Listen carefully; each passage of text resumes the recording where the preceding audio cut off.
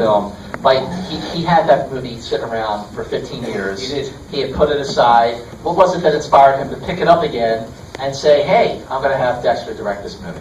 Because he knows I'm great. No, do you know the story about this? About how he sat and watched Cool Runnings with his kids? Oh, there you go. I don't know this story, no. Well, let me tell you. He sat and he watched Cool Runnings with his kids.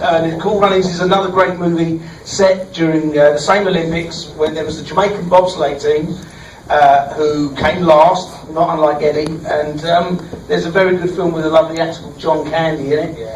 Who's sadly no longer around. Anyway, it's a very good film. It's a great story about, endeavour and sporting achievement. And I think, he felt the time was right to maybe sort of revisit it, but this time telling one man's story or a story about a friendship. And so, here we are. Like watching, first of all, I did not even recognize you in this film. I knew you were in this movie, and it was like I was waiting for you to show up, and you'd already shown up. Like, I'm watching you for 20 minutes because you just look so different. Well, that's what being chubby with glasses will do for you. What did you do to prepare? Like, I mean, in terms of like the weight gain? Well, you mean you say a weight gain, which is a lovely thing to say. Thank you. All it was that I didn't do any weight loss. Well, I looked at lots of footage with Eddie, and Dexter said to me very early on that he wanted me to look like an unlikely athlete, an unlikely hero. So he said, don't spend any time in the gym, and I immediately did a fist bump, punched the air, and was like, great. But watched a lot of footage of him, wanted to kind of affect a bit of an underbite. A lot of it was down to the glasses. I can't, this isn't Christian Bale in The Machinist, but it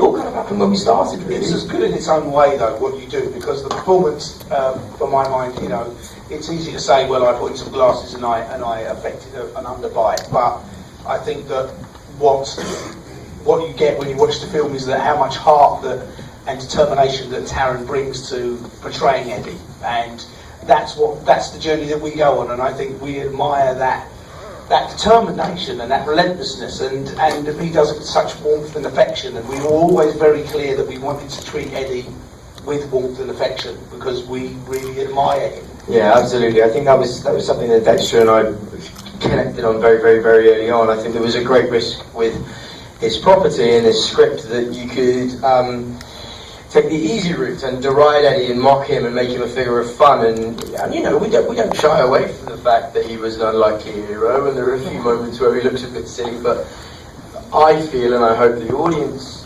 feels, that the heart of it is that he was someone who was incredibly determined, incredibly passionate, and that's what we set about to try and do. Did he see the movie? Yeah.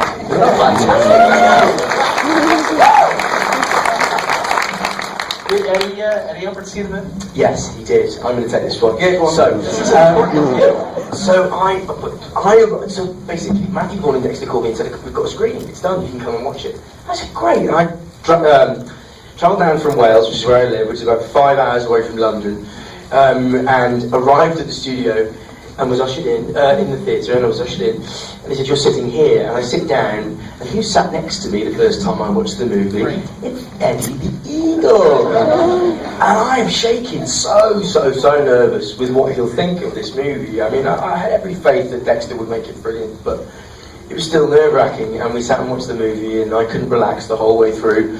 And then, at the end, I turned to him and he was crying, and it wasn't because he hated it, it was because he loved it. Which is amazing, and that's kind of one of the biggest sources of pride, is that he really responded to it in the way that we hoped he would, which was great. But you actually work with him while you were making the film. Yeah, so I spent a bit of time with him before we started, to try and kind of imbibe and absorb a little bit of who he is. But he's a very different guy now. He looks completely different. He looks nowhere near as characterful as how he is back in the late 80s. But it was lovely to talk to him, and actually one of the most useful things was hearing him talk about ski jumping, because his passion for it is totally infectious, and that was a great gift for him. It's because it's all he talks about. It's because it's all he talks about. Yeah. All he talks about. He loves it. He really loves it, and that was kind of the key to the whole thing, really, the passion for it. Well, you talk about how you're sort of portraying someone who's a little nerdy. I mean, let's face it, let's be honest. But you don't want to make him too nerdy that it turns off the audience. So it's a challenge to make him likable, and you want to root for him. But nerdy people are likable. Nerdy people are likable. So trust me, I know. Yeah, of course. It was always going to be a bit of a tightrope walk, making him relatable and human and three-dimensional. And I'm not sure I would have ever pulled that off without Dexter, who was My fans. that's Dexter's biggest fan. Giggles with you. So yeah, it was a real, we all just kind of Yeah, no, Taron's right. It was a fine line to walk, and it was just something that sometimes he would dial it up, and I'd have to go, okay, we're coming down a bit now, and bring it down. but I think watching it as many times as I have, I can always see that there's the real challenge for Taron was to make him complex and not make him just two-dimensional. It's very multi-layered, and sometimes it's quite subtle, but it is all in there. I've watched it many times, and I can see many things going on. But that's what sustains us as an audience through it, is that there's always another element of Eddie through each of these moments that he goes through that we discover of him. It's not always so straightforward. And when he's tough, he can be tough. When he comes up against the Olympic Committee and he needs to really stand his ground, he is. And when he needs to be completely determined to focus, or when he's completely, in admiration of Peary, when he does his jumping. He has many sides, and I think that's a testament to this young man's talent and ability. There you go, but it's true.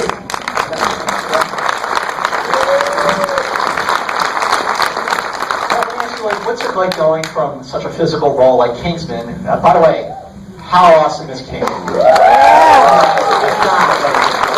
really lucky we think so, because we're doing another one this year. Yes, it is. Yeah, it is. It's going to be cool. What's it like going from like a really physical, kick-ass role like that to something that's a little more, human to some extent? I mean, it's an absolute dream, because you have to spend 2 hours in the gym and eat chicken and spinach. I don't know. I mean, for me, Matthew first called me about this when the whole thing was beginning to build momentum, and said, I know you really want to do something different. I think this might be the thing, and it really was. It really was, and I think as an actor, the dream is that you get to play different parts and kind of do different sorts of things. That the variety is the real joy of it. So yeah, it was great. Yeah, and then Matthew called me and started talking about it, and he said, I think we should look at Taron. I was like, he's just too good looking. He's a movie star. This guy's got to be. This is my personal opinion. People might not agree. I might not think you are. But that was part of the issue for me. I was like, I get it, but Eddie's an everyman. He's got to be relatable in that way.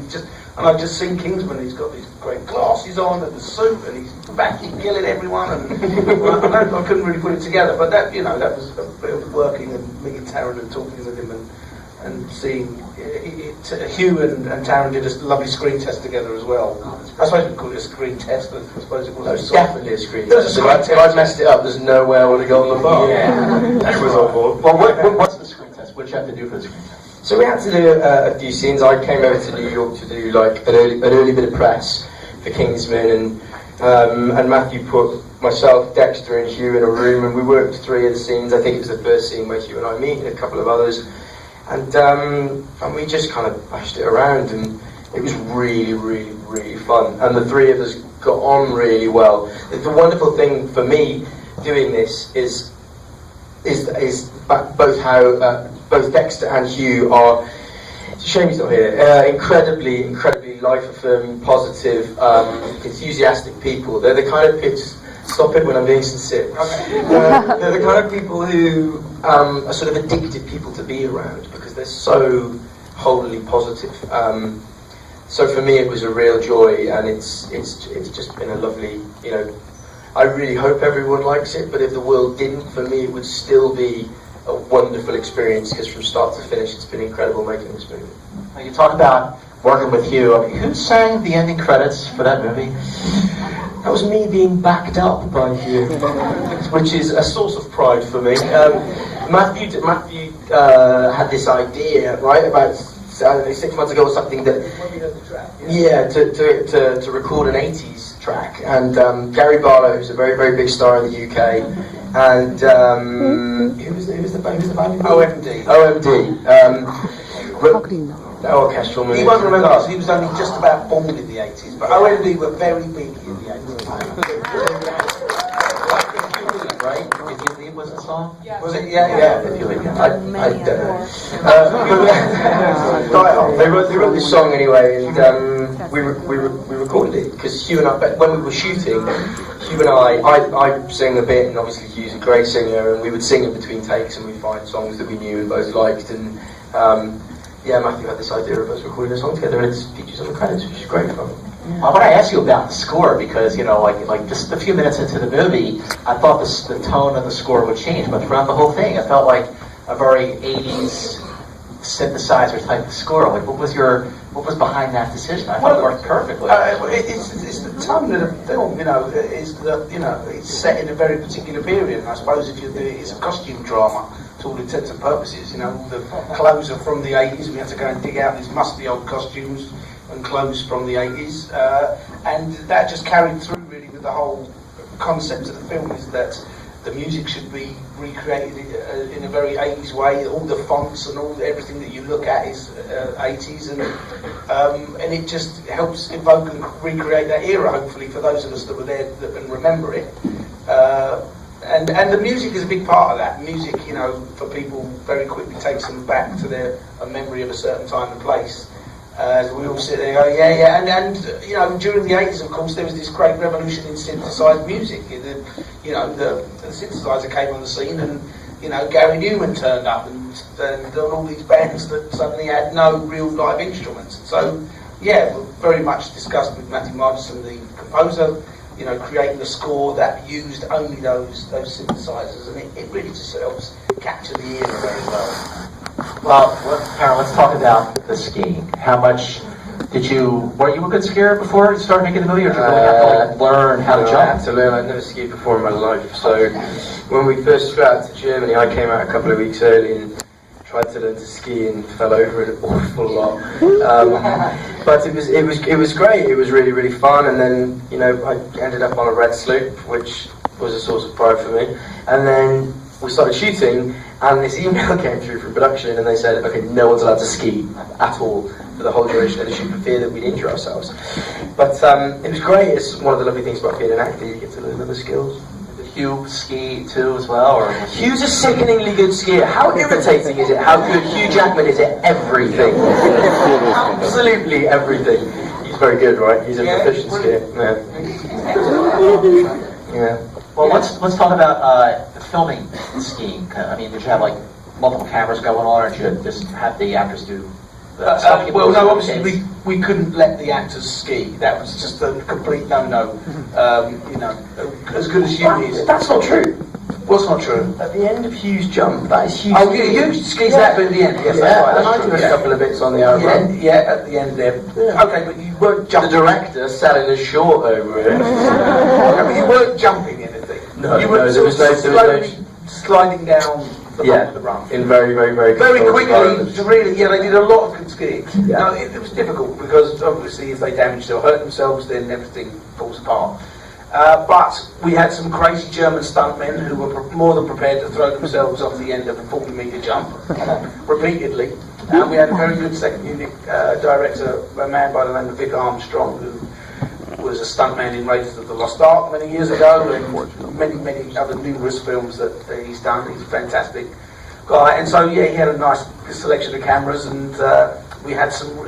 Real ski jumpers are actually really quite crazy. There's something about them that has to do this mad thing of going up a 90-metre jump and going down at 70 miles an hour and flying as far as they can with nothing but a pair of skis on their feet and a crash helmet.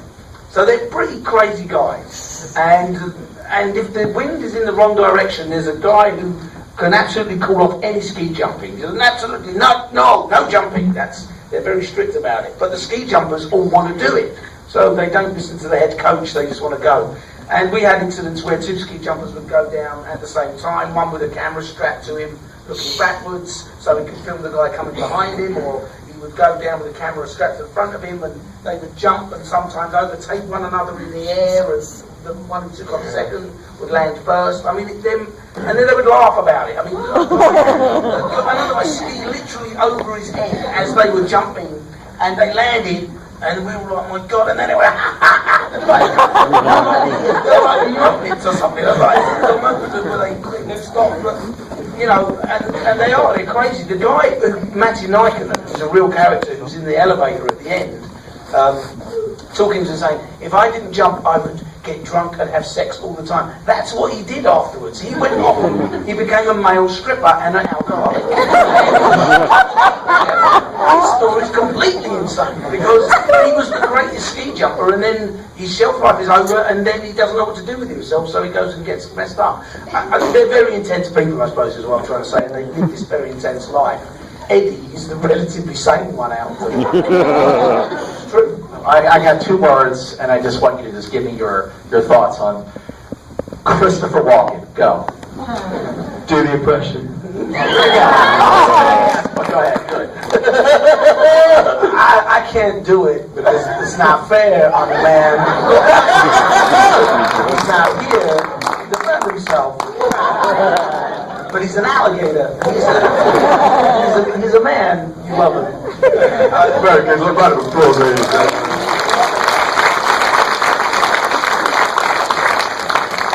You're going to throttle me.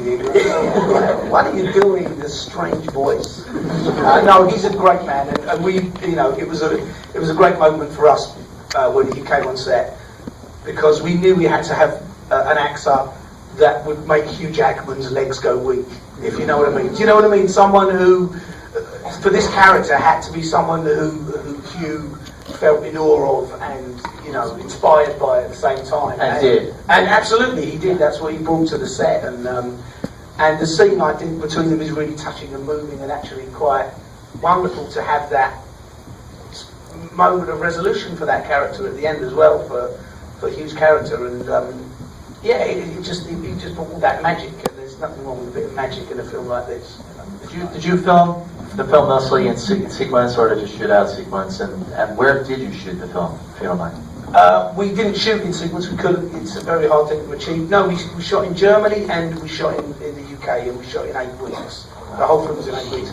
And so the first 4 weeks were in Germany. So everything that you see outside, that's what we did. And we went, you know, to Germany where Eddie actually trained, which was Garmisch, and filmed there. That's where he was actually training when he was in Germany. And then yeah, we got to England and went to the studios. And filmed everything there. So no, it was all over the place, but that's just the way they do it. So I want to open up to the audience. I'm sure someone has you all have questions, so please raise your hand. But before I do, I just want to know, I mean, I remember when this happened in '88. It was all over the news. I mean, it was what most people remember from the '88 Olympics. What is it about Eddie that just makes him his stories endure so much that it was a big deal then, and you're reminded of that watching this movie? Like, what is it about this Eddie Edwards?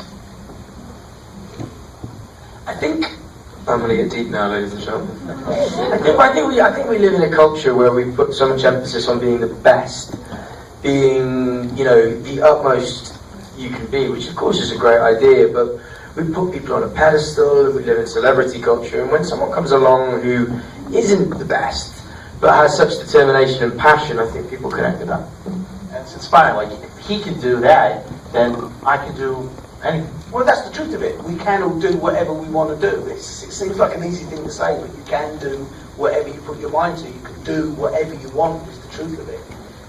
But it's very hard to realise that and maybe sometimes have that belief. But Eddie is a great example of someone who just has an unwavering belief and desire and pushes through. And he took a hard time for it. He was ridiculed and considered to be a joke. But what I think the film tries to do is show that there was another side for it. You know, there is a cost, there's a sacrifice that he makes, and that's important that people understand that. So. We got time for a couple questions. Who's got one? Yes, nice and loud. question is there anything in your own life that you felt like the underdog that you've had to overcome? I'd say everything that I ever tackled. I don't know if you go and go, hey, I'm just going to nail this. I don't know, I'm not that person. You know what I mean? But I think that's part of, I think, what it is that we all carry our self-doubts, whether we show them or not. But I think, and we surprise ourselves, and that's a great feeling. You go, wow, I did good. But the next challenge, the next day, there's something that you're going to hopefully respond and rise to, but you decide do a Q&A in front of a whole audience and like, yeah, great. Something's going to come up. But, so I think it was about it. I think, Dexter, you're an actor as well. I feel like every audition I've ever gone for, auditioning for drama school, auditioning for Kingsman, auditioning for this, there was, you hear rumours, when you're in the industry, you realise that you're up against this actor, and the doubts, the insecurities you're talking about come rushing to the surface, and you go, I'm never going to be that guy. Because that's what insecurities do to you, that's what the doubts you all have do to you. I think the moment at which you stop having those things, and you think everything is given and granted, that's the death, I think. Who else has a question? Yes, nice and loud.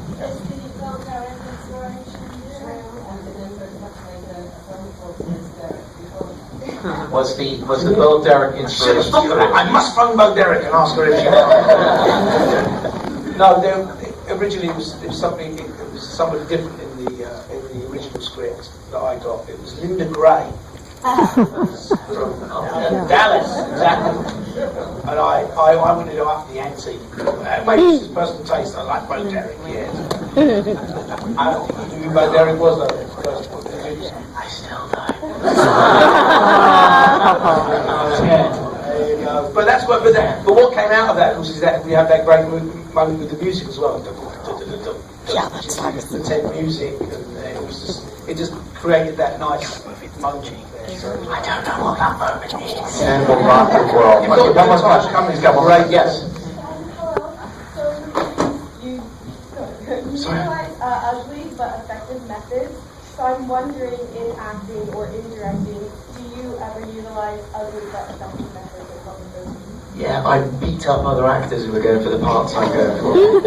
Ugly, it's ugly. Go on. I suppose you do. There's a great deal of planning and preparation that goes into it. Has to go into making any film. You've got 8 weeks. You've got to shoot the script. You've got to have it, and you can't guarantee that even when you do shoot it, it is all going to come together when you edit it. But certainly when you're there and in the moment on the set, directing or finding the moments, you've got to be open to just going for the ugly but effective method, which is, I think, a little bit of We came out, is something that happened on the day. There's this awful feeling that is going to echo throughout my life. But that's allowing those moments to be there and thrive, and you don't know. This is general. He's going to come and say, I just want to try. I'm going to do this. Wait, do it. Because, of course it's all super planned and everyone needs to know what the plan is and it's got to be storybooked and ready, but you've got to be able to allow for those moments of inspiration that are effective. And I think that's certainly true with acting as well. That's something we try to create on set as well, I think. There's lots of lovely moments in the montage when you and Hugh are training, isn't there? Yeah, totally. I mean, ugly but effective methods. I don't know if it's to do with my acting, but I started the movie and set about making it with the intention of trying to make Hugh Jackman laugh on camera whenever I could, to sort of, sabotage his career. And there's quite a fun game you can play watching this movie. Maybe it'll be a drinking game where you can watch and see it's called Hugh Jackman cracking up, and every time you see Hugh Jackman crack up, you can take a shot of vodka. And there are quite a few moments. And likewise for me as well, he gave as good as he got. Yeah, you'd be drunk if you played that game. You'd be pretty good. You'd be as drunk as Bronson Pierce. Yeah, I mean, it was the great thing though that Taron very much wanted to impress you. And Hugh was impressed, and that's kind of what happened on the set. It's true. It's totally true. Yeah, of course it is. But that's what made it so much fun. Wolverine, man. So, okay, so you love the movie, so make sure you spread the word. And what do people do to spread the word these days? They go on the internet, they go on social media. There you go. There you go. Fly like Getty. Hashtag Fly like Getty. So go on Twitter, go on Facebook, go on Instagram. I don't know if you're still using MySpace, Friendster, but make sure you spread the word about Eddie the Eagle. Opens at the end of February. Thank you so much, ladies. Thank you.